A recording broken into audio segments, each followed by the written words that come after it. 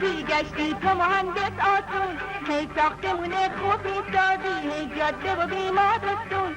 خدا پناه چراغ راه دوی هر انسون، که هر کس به تو دیگه صاحب خونه میشه، بدون از ته قلبش دعا کرده همیشه.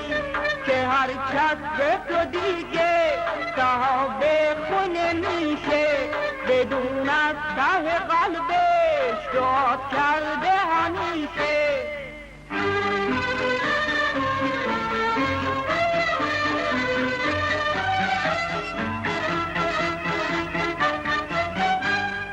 یک کارگری با معرفت با پیچاچا رو بنده، میری زرقت پیشونیش هرچی رو جش میبنده. ز کار سنگین نمیشه غمگین همیشه میخنده، به شادی سر کاری دلش غصه نداره، میدونه توی خونه که دیوی سر باره. به شادی سر کاره دلش غصه نداره، میدونه توی خونه که دیوی سر باره.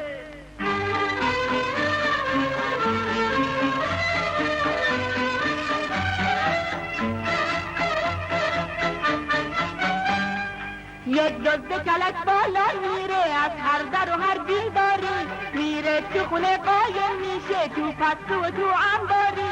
تا شب بخواب تو همه حیاتو میریزه تو گاری، ولی خبر نداره که سرکار تو خیابون میبنده دوتا دستاش میذارش بیخ زندون.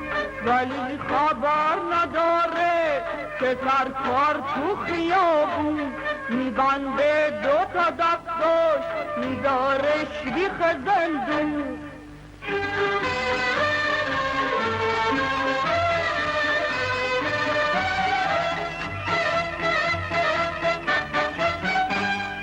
باشی که یه دونه دکتر بارو پوش سفید و عینک، گوشی بذاری روی گوشت مردم و بگنی تک تک.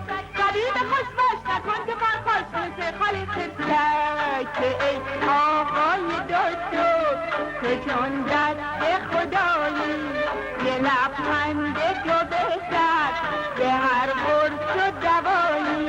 که ای آقای دکتر که چون دست خدایی یه لبخند تو بهتر به هر قرص و